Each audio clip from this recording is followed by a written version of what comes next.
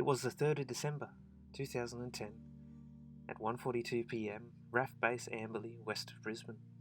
The RAF F111C shut down its two Pratt & Whitney TF30-P-100 turbofans, bringing to a close 37 years of Australian, and indeed worldwide operations of the F111 aardvark.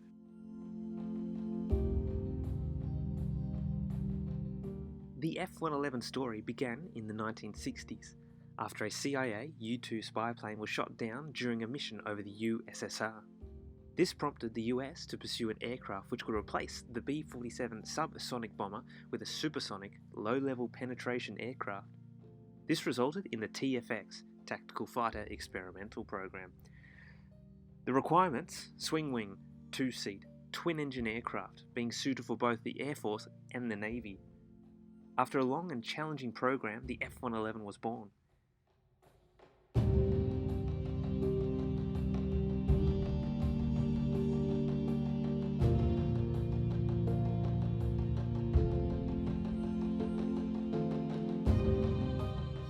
In 1954, Australia began looking for a replacement for the English Electric Canberra bomber, only a year after receiving them.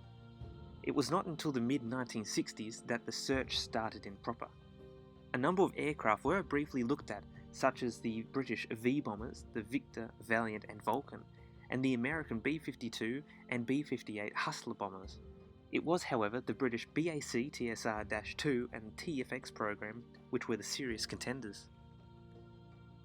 In 1964, the F111A was ordered. Interestingly, the US offered 2 squadrons of B-47s for free pending the delivery of the F111. A number of additions were requested by Australia, including the addition of long-distance radios, air intake redesigns and larger wings which were better suited to the tropical Australian environment in which it would have to serve. This led to the rename to the F111C. The first of the initial 24 aircraft were delivered in September 1968, however, it wasn't actually until July 1973 that the first aircraft touched down at RAF Amberley. Very quickly, the RAF F111s became a force not to be reckoned with in the Southeast Asian area.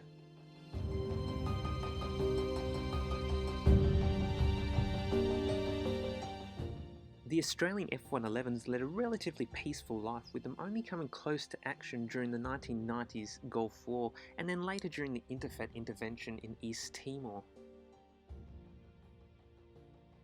During this time, aircraft from No. 1 and No. 6 Squadron found themselves based in RAF Tyndall. During this time, some RF-111Cs, the reconnaissance version of the F-111, did conduct some reconnaissance missions over East Timor.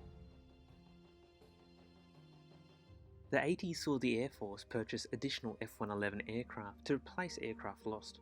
The 90s also saw additional F-111s arrive in Australia in the form of 15 ex-US Air Force F-111G fighters.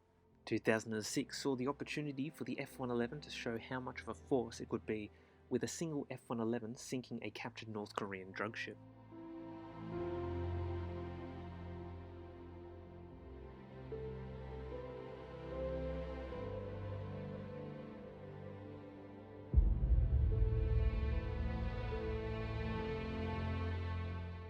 The public in Australia initially saw the F111 as a pain due to its massive initial delays and the cost increases. However, over the time the public grew to love the Pig, as it was affectionately known.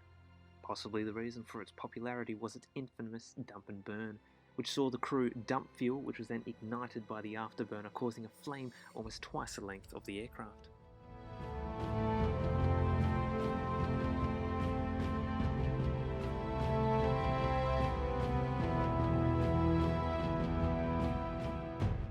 By the early 2000s, the F111, while still capable, was showing its age.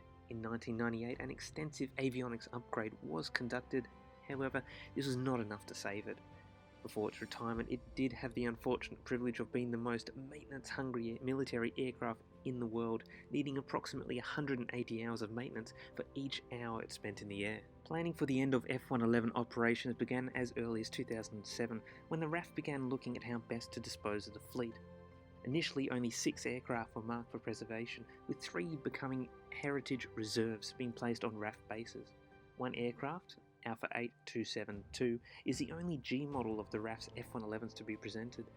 This aircraft performed the dump and burn over Sydney Harbour at the closing ceremony of the 2000 Olympics. Several other aircraft were later released for preservation amongst Australian museums, where they would be required to be housed in completely enclosed environments. One aircraft, Alpha 8130, was gifted to the Pacific Aviation Museum in Hawaii, which was delivered via RAF C-17s. RAF now had to decide what to do with the remaining aircraft not destined for preservation. A number of challenges presented themselves to us how best to dispose of the aircraft. When originally purchased from the US, it was a requirement that the aircraft were to be disposed of securely. Scrapping the aircraft was going to be difficult, as parts of the aircraft did contain asbestos. It was therefore decided to remove sensitive equipment and the engines and then truck the 23 aircraft to the nearby Swanbank landfill near Ipswich, Queensland, then place them all in a mass grave. In late November 2011, the last aircraft was lowered and a mountain of earth placed over them. This brought to an emotional end Australia's F-111 fleet.